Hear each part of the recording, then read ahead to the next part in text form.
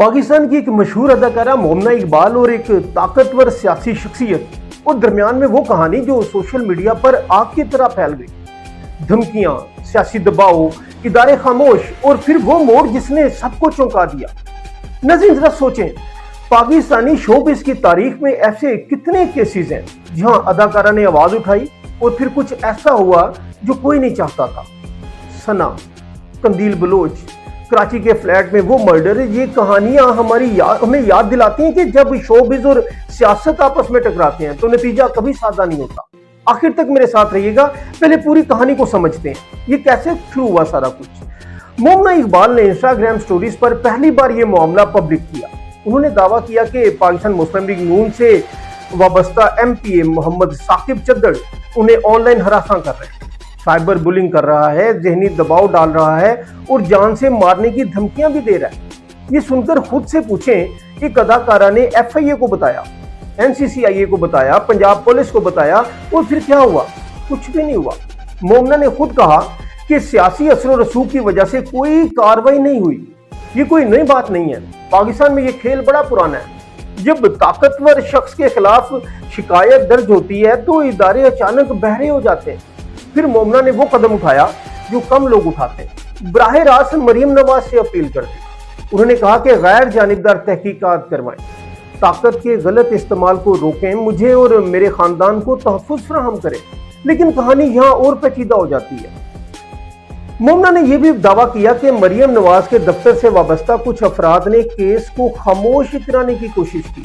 यानी एक तरफ वजीर आला से इंसाफ मांगा जा रहा है तो दूसरी तरफ उन्हीं के दफ्तर पर इल्जाम लगाया जा रहा है और फिर अचानक नया मोड़ आता है।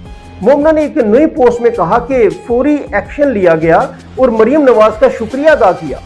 सोशल मीडिया पर सवालात उठे कि क्या वाकई कार्रवाई हुई या मीडिया प्रेशर ने काम कर दिया।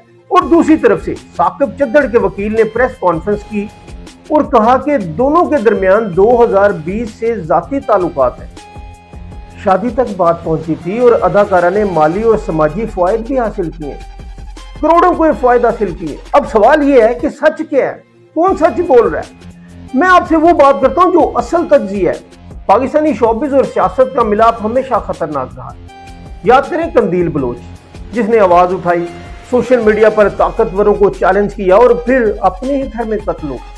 याद करें सना का केस, कराची के फ्लैट में वो मर्डर जिसने पूरी कौम को हिला दिया। बाद में कातिल को सजा मिली लेकिन सना वापस नहीं आई।